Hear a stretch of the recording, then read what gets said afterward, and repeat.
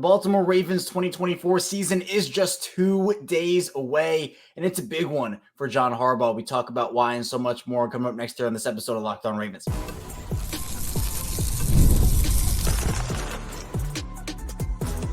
You are Locked On Ravens, your daily Baltimore Ravens podcast. Part of the Locked On Podcast Network, your team every day. Welcome into another edition of Locked On Ravens, your daily Baltimore Ravens podcast. I'm your host, Kevin Ostreicher of Ravens Wire, here with you on the Locked On Podcast Network, your team every day. Thank you so much for being here, making Locked On Ravens your first listen each and every day and a part of your day in general. Free and available for you always on all podcasting platforms. That includes in video form on YouTube, where you can like and subscribe to the channel. And also you can tune into us in audio form, or you can follow along wherever you get your favorite podcasts. Today's episode of Locked On Ravens is brought to you by Gametime. Download the Gametime app, create an account, use code LOCKEDONNFL for $20 off your first purchase. Terms apply. Download Gametime today. What time is it? Game time. We are so close to the Baltimore Ravens 2024 season kicking off 2 days away. 2 days. We have all the coverage you need here on Locked On Ravens. So if you're an everydayer, thank you for tuning in every single day. If you're new to the channel, welcome in. Hopefully you enjoy. And if you're somewhere in the middle, welcome back in. We have a lot to talk about. The Ravens face off against Kansas City in Kansas City in a couple of days, but there are some other storylines to dive into, and kind of with the way content goes and just the content schedule. Hadn't had a chance to talk about this yet, but wanted to at least get the conversation out, especially because I think I promised I was going to do it at some point in the offseason right before the year, and now is the perfect time to do so, and that's about John Harbaugh. I think it's a big year for John Harbaugh. I think it's a make or break year for John Harbaugh. We'll talk about why in the first part of the show, when we will have the ever so riveting John Harbaugh conversation, which I think there are many different sides of. But then in the second part of the show, we'll start diving a bit more specifically into the Ravens and Chiefs matchup, some big storylines for the game in general. And then finally, we'll be diving into another national media take by Stephen A. Smith and just talking about that a little bit, because it was about Lamar Jackson and kind of the teams that he has had around him. We can actually relate this back to an interview that we did over the weekend. So I want to kind of dive into that conversation as well. So John Harbaugh, this is a make or break year, in my opinion, for him. Now I want to lay out my opinion of him. And if you've been an everyday, if you've been with me for a while on Locked On Ravens, you know my stance on John Harbaugh. I think John Harbaugh is a good coach. I think that good things need to come to an end sometimes. And I think that in other situations, there are other ways that, things can go. John Harbaugh has had a great run, and I think that there are other opportunities for him this season. Look, if he leads this team to a Super Bowl, that's great. But there are other things that need to happen here. Because, look, let's face it, if John Harbaugh, doesn't get the job done in Baltimore, it's a poor year, he ends up getting let go, and there's a parting of ways and whatnot, there'd be 15 teams lining about the door to get him as their head coach. I think he's that respected across the league. I think he is that good of a coach, but it's going to be a matter of how far can he take this team. Because at this point, the playoff success, right, last year was a good step in the right direction, right? I thought that was good. But there are other underlying things with Harbaugh, such as some of the decisions he has made, some of the ways that the game plans have gone in the playoffs, right? He's certainly not excused from that. We know there are a lot of people to blame for that. Harbaugh's not the only one, but Harbaugh is certainly one of them. And for this Ravens team that has not been back to the Super Bowl since that 2012-2013 season, despite being pretty competitive in most years, it's almost a matter of how they've lost in the playoffs as opposed to them losing in general. Where, if they went out there, played their best game, had, moments, and they played to their strengths, this might be a bit of a different conversation. But some of those underlying things that we have seen from John Harbaugh, I think they concern people, and they have had people go out on John Harbaugh. My thing is, I'm not in one camp or the other in terms of, should they move on or should they not. This season has to play out first, right? I can't give you a definitive answer until the season ends. But if this ends in a wild card loss, if this ends in a divisional round loss, I'm sure people would even make the argument if it was an AFC championship loss. I don't know if I'm going to go that far, because I'm not sure the Ravens would if they do make it back to the championship game. But look, if it's a disappointing season, they can't get the job done. I mean, look, who are they gonna get rid of? Because I think at that point a change would have to be made. And are they going to get rid of the first-year defensive coordinator? Are they going to get rid of the second-year offensive coordinator? They've already done that. The past 2 seasons, right? Both their coordinators have left, and it's obviously for different reasons, right? Greg Roman gets let go. Mike McDonald ends up going to Seattle. But again, you're going to place all the blame on a first-year defensive coordinator and kind of say, hey, all right, you're done. Or a second-year offensive coordinator and say, okay, we're done here.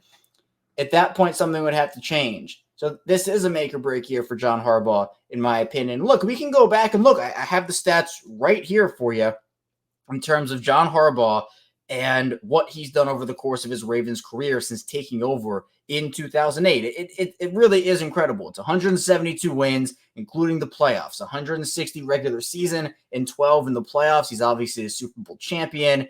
And since 2008, the third most wins in the NFL over that span. He has the most wins in Baltimore Ravens history for a coach, surpassing Brian Billick. And the success is there. The resume is there for John Harbaugh. But in the playoffs recently, particularly in the Lamar Jackson era, but look, again, this team, they just made their first AFC championship game since that 2012-2013 season, right? It had been a while, and they did it. They did it. That is why I'm a big proponent of growth, and I've had this same take for probably 2, 3, maybe even 4 years now that I've said before the start of every single season.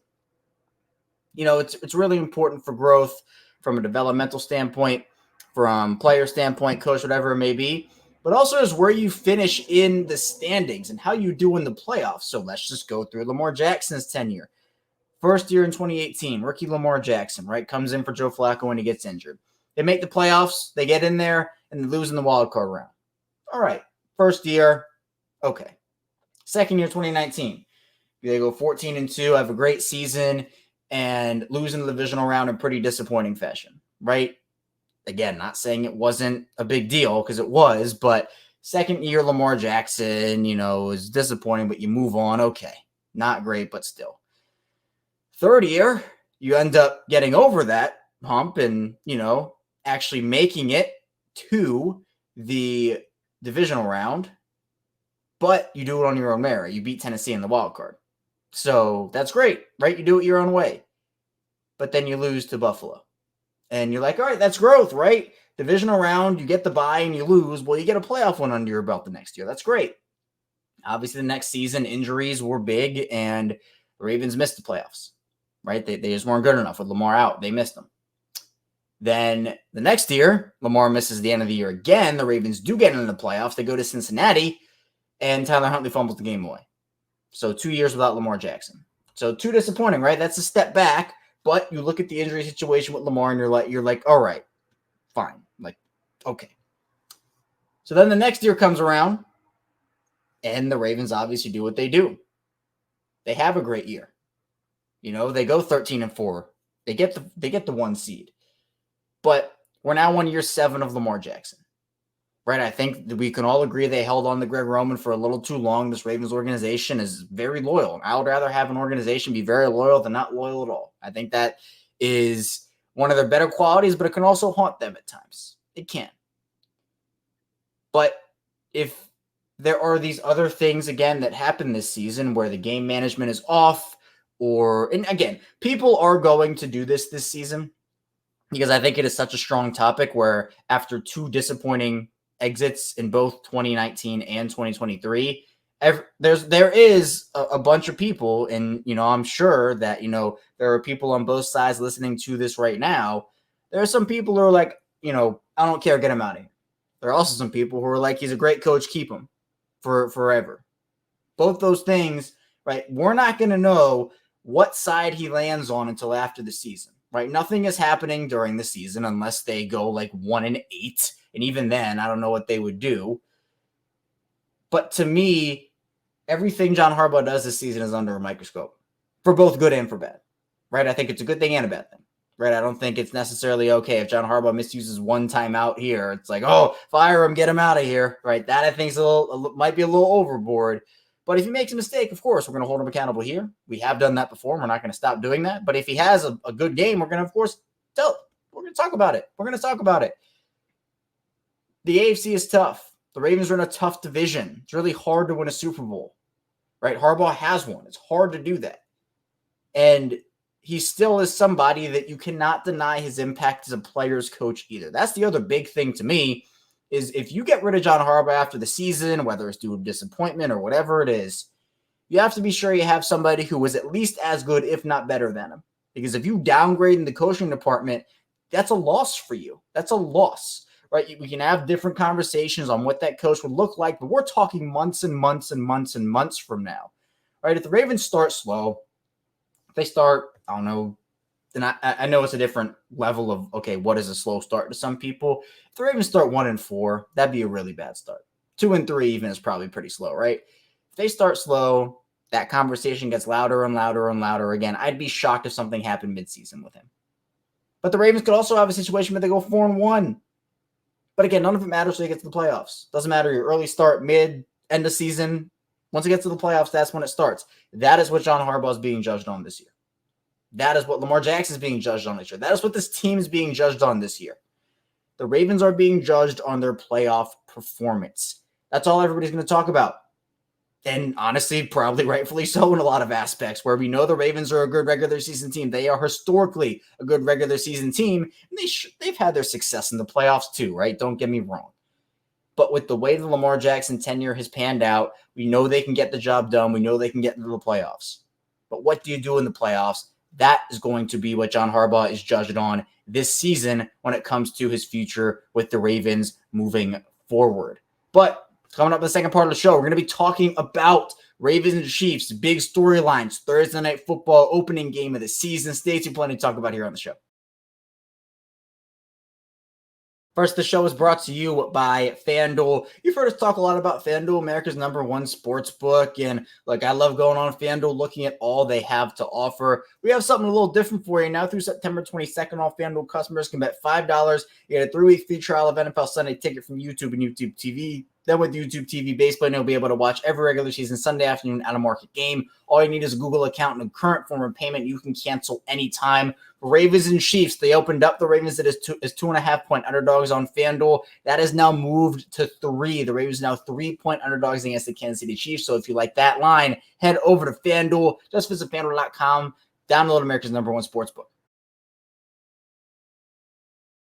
We return our second segment, Locked On Ravens. Kevin Allstreicher still here with you on this Taco Tuesday, 2 days away from the Ravens opening game against the Kansas City Chiefs. Appreciate everybody for being here today, making Locked On Ravens a part of your day, your first listen each and every day. Be sure to make your second listen Locked On Fantasy Football, where experts across our network bring you all the insight you need to know to win your fantasy leagues. We're doing a ton of Locked On Ravens fantasy leagues. I'm up to, I believe, 19 or 20 now. I have a lot of them. Still some spots available in some. So if you're interested, again, just message me over on Twitter, Instagram, wherever. And if there are still spots left, we can work something out. But fantasy football, really exciting. What else is really exciting is that football is back. It's in the air. You can kind of feel the temperature dropping a little bit, depending on where you are, obviously, right? But man, it feels like it's in the air. And that to me is it's the feeling that I absolutely love. And I'm sure that everybody watching, listening today, you absolutely love it too. And I'm right there with you. But this game against Kansas City is a huge tone setter for the season. Now, let me get some stuff out of the way at the start of this segment as well. If the Ravens win this game, they're not guaranteed to win the Super Bowl. If the Ravens lose this game, their season is not over, right? I'm not putting too much stock into a week 1 game. But I ended up talking yesterday on the Kansas City Sports Network with Haley Lewis. And, you know, I gave my Ravens perspective on the game. And in that segment, I said, well, look, September games, you don't want to overreact to those, right? You know, it's early season. Teams are getting things right. I generally give it 2 months. I give it 2 months to establish, because some things are trends, other things are not. You got to establish and kind of work through what is a trend and what is just an early season hiccup. But you know, when no one talks about September games in September, right? It's like, oh, it's early season. You know, when we do talk about September games? In December. That's when we talk about September games. when teams are fighting for playoff spots, teams are fighting for seeding, for division crowns, whatever it may be. We talk about losses. We do it every single year. Because in September, yes, it's true. You don't want to overreact to a loss or a win in September. That's not the final team you're going to see in December. But you're going to see it on the final record in December. You're going to see a winner or loss in the final record. So, regular season games, they each have meaning to me. They each do. I try not to get too caught up in each one, but every single one has meaning regardless. September, October, November, December, whichever month you want to put in, all of them are going to show up on the record, all of them. So you got to be able to set a tone. And I think some of the biggest storylines here for the Ravens and Chiefs at this time around, and again, we'll get to this over the course of the next couple of days, is, first of all, can the Ravens slow down Patrick Mahomes in that offense? We know the Ravens did it in the AFC Championship game, and that's kind of crazy to say, right, because of how the game started. But Mike McDonald in that defense allowed 0 points in the second half to Kansas City. The Ravens still lost somehow, but again, 0 points in the second half to Kansas City. That's impressive. That's really, really impressive. So to me, there's a lot of different things that you can talk about because, I mean, the Chiefs went through some losses. The Ravens went through some losses. But the Chiefs also added a lot of speed. The Ravens added some power in Derrick Henry. How do the Ravens defend that speed, though? Before we talk about the Ravens offense, let's continue talking about the Chiefs and their offense. Marquise Brown not going to play in this game. So that is a break for the Ravens, right? I think that was a really good signing by Kansas City. I think he's going to have an impact for them this season. But it's about Xavier Worthy now. Obviously, Rashee Rice, he's going to be on the field for him here. But then other than that, it's about stopping Travis Kelce, who I don't think was 100% healthy last season, really throughout the entire year. But then it's, okay, Juju Smith-Schuster, who's back in Kansas City, Justin Watson, Sky Moore, those are your guys. And look, this is much easier said than done, right? But if you can shut down Travis Kelce, shut down Rashee Rice, shut down Xavier Worthy, that makes the Chiefs one-dimensional in the run game. But what Roquan Smith said was, hey, shut down the run game, make them one-dimensional. And that was not a shot at Mahomes, not a shot at the offense saying, oh, we're not worried. Of course, everybody's worried about Patrick Mahomes. But it is factual that if you can take away one element of an offense, it makes it a lot harder for that offense to succeed. Much like we saw, hey, does this sound familiar to you? In the AFC Championship game, when the Chiefs eliminated the Ravens ground game, and guess what happened? They fell flat on their face. That is one of the key elements, and I've been preaching that for years on this show, is make an opposing offense one-dimensional. Make it one-dimensional. Even if they're strong in the pass game, like the Chiefs are. We know Mahomes is that dude. But if you can take away Pacheco, you can take away that running game, it gives them one less option, and it gives the Ravens one less thing to worry about. So that, to me, is really effective and important. The stuff we talk about the Ravens offense, where what will make that running game so effective for the Ravens? If they can do it well, so they can work the play action game off of that. And if they do that well, they can work the run game off of that. It all goes hand in hand here. Another big storyline is the loss for the Chiefs of L'Jarius Sneed, who obviously played a really big role for them and is a stud. Punched the ball out of Zay Flowers' hands as he was diving in the end zone in the AFC Championship game, essentially turned that game fully in the Chiefs' favor. Once that happened, I think the game was pretty much over then. But he's gone now. He's in Tennessee. So now it's Trent McDuffie and a bunch of other younger cornerbacks in that room that are going to be relied upon to step up. And there's a lot of uncertainty there. They're talented guys. They are talented. But it's one of the bigger question marks of can they step up for a full season without L'Jarius Sneed there in a graduated bigger role. So for a team that has Zay Flowers, and I'm sure McDuffie's going to get his fair share on him, but then it's Rashad Bateman, Nelson Aguilar, and then, can Mark Andrews and Isaiah Likely take advantage of those matchups? Guys like Nick Bolton, Drew Tranquil, those guys, Leo Chenal, those are linebackers, and also with the safeties, Justin Reed, Brian Cook. Those are players in that secondary that Baltimore's pass-catching weapons are going to have to take advantage of. Want to talk about a big storyline? Let's talk about the big boys up front. Offensive line for the Ravens. Man, they're going to have their hands full with Chris Jones. I'll tell you that. George Karlaftis, Charles Menahue not playing in this game. He's not going to be back for a little bit after tearing his ACL. in that game against Baltimore. But, man, Chris Jones against whatever guard starts, it appears the unofficial depth chart has Falele there. We'll see. That's a really tough matchup. And I don't think it's going to go very well, if we're being honest. I think that he's going to lose that pretty hard, and I think it's going to cause issues for the Ravens offense. Now, I think they can overcome it, but look, it's going to take a little while for this offensive line. I think by the end of the season, they'll be fine, but we have to be realistic and say this is 60% new starters. Linderbaugh missed most of training camp. They're going to have some continuity things they have to work out. And that's just, it's probably a fact. So, can the Ravens block for Lamar Jackson effectively enough? Can they block for Derrick Henry effectively enough? Open up rushing lanes, protect a quarterback. That's one of the biggest storylines for me. And then can the Ravens pass rush do some stuff, right? I mean, look, I actually was going to mention this in the third segment, but since we're talking about the pass rush, Justin Madubuike is no longer Justin Madubuike. He changed his name to Nnamdi, which is his Nigerian given name, which is awesome, by the way. I love that. So it's Nnamdi Madubuike now, which we saw this with Odafe Owe. When he came out of school, he was going by Jason Owe. But Odafe changed his name to Odafe, or I guess not even changed. He just decided to go by Odafe, just like Justin Madubuike is now going by Nnamdi Madubuike. But look, you got Nnamdi Madubuike out there. You got Travis Jones, Michael Pierce in that interior. Those three, especially Madubuike, can make it off to a strong start. With Odafe Owe, David Ajabo, Kyle Van Noy, can they get pressure off the edge, make Patrick Mahomes uncomfortable? We know Mahomes, much like Lamar, is a wizard when he scrambles, right? They can both make plays happen.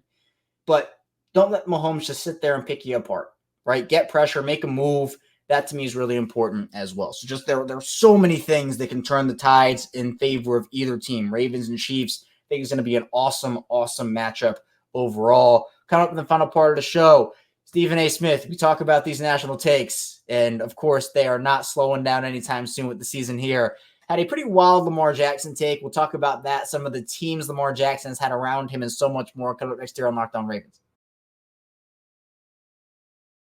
First, the show is brought to you by Gametime. I love going to live events, no matter what kind. So whether it's sports, music, theater, comedy, I have a ton of awesome memories. And I like going to a couple a year to make new memories as well. Now, Gametime has a new feature called Gametime Picks that makes getting tickets to your favorite live events even easier. Gametime filters out that fluff to show you only incredible deals on great seats so you don't have to waste time searching through thousands of tickets. Now, Gametime, there is a Labor Day offer for Diamondbacks and Dodgers here, which is a really cool, again, exclusively on Gametime, so that's awesome. But for the live events that are coming up, Ravens Chiefs, if you're going to Kansas City for that game, browse through the seats on Gametime. You do that, they have awesome deals. They have super deals and other tiers as well. And the app has a ton of great features. Gametime Picks, all-in pricing, which you do have to toggle on. The all-in pricing must be on if you want to toggle that, which shows the total up front with no surprise fees at checkout.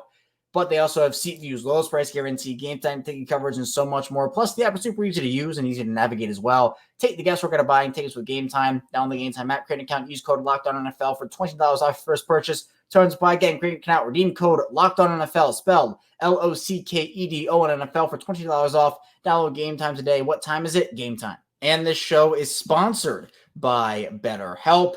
And there are so many things that I would love to learn. Now, as an adult, I don't necessarily have the time always to go and learn new things as often as I'd like. And even some things that maybe I knew in childhood that I knew but don't really know anymore. I'd love to kind of get that back.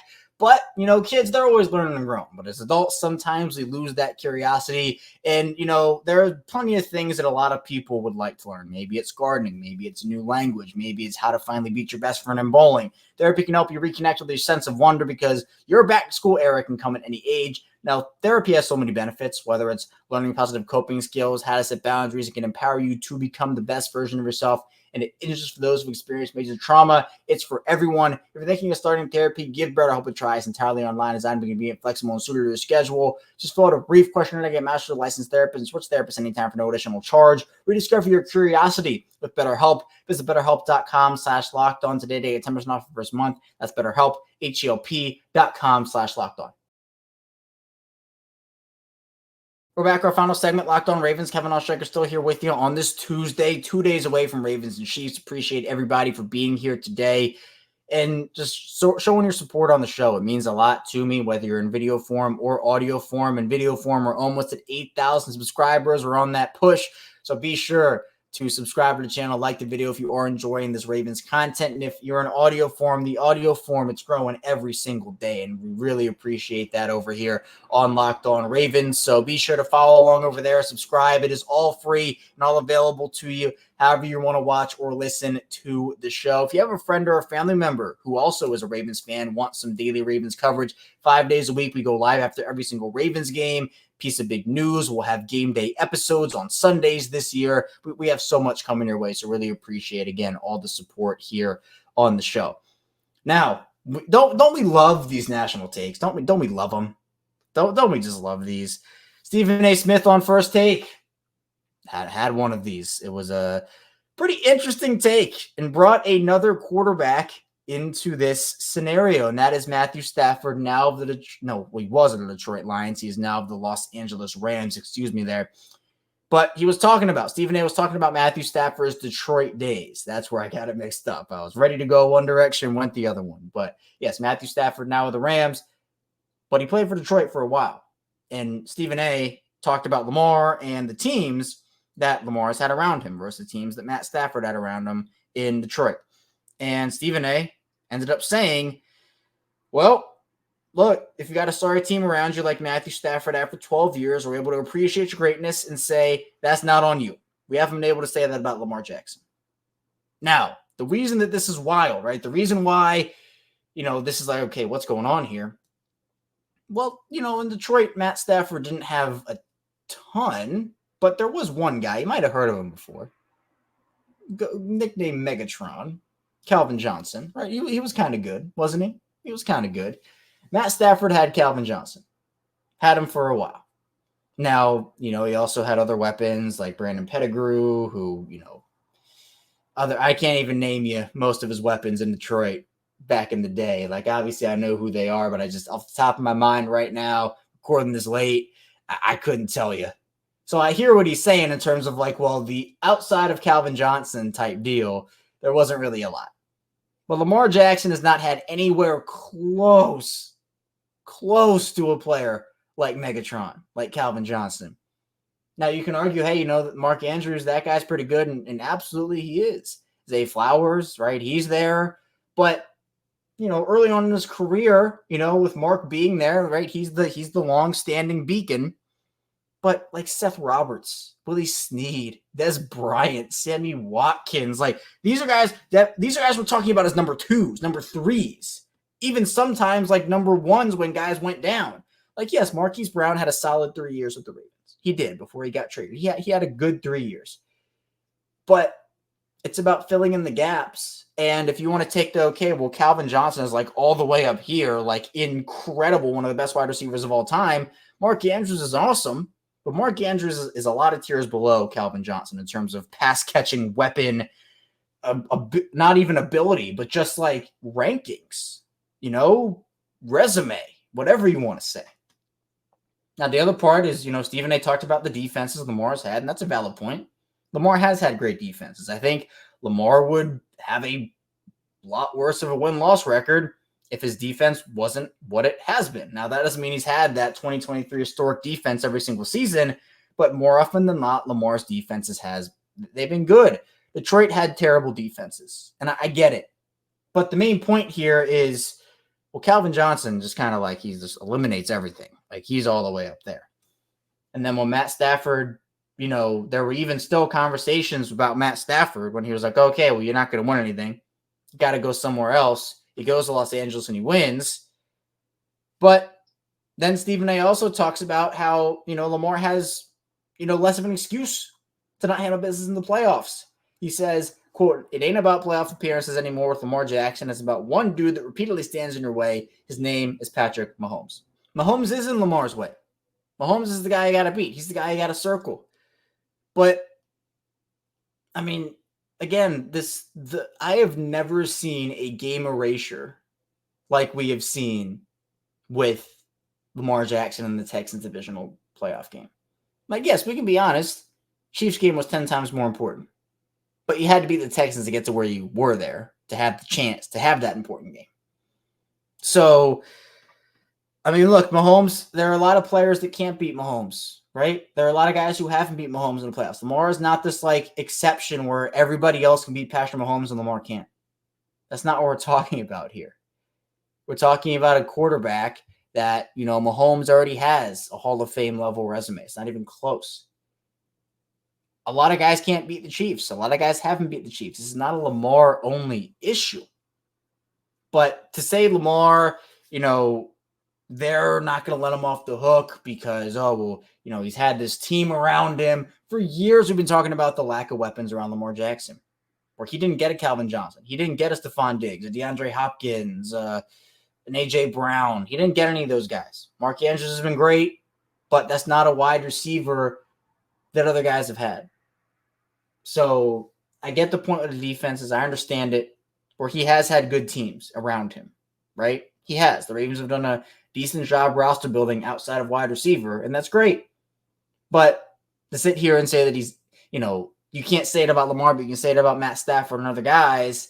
It's like, okay, well, Lamar hasn't had a Calvin Johnson, so what are we talking about here? So these are the takes we're going to hear about. These are the takes we're going to see. I'm not shocked. We're going to hear them throughout the entire season. We hear them all off season as well. Of course, we'll talk about them. We'll analyze them here on the show.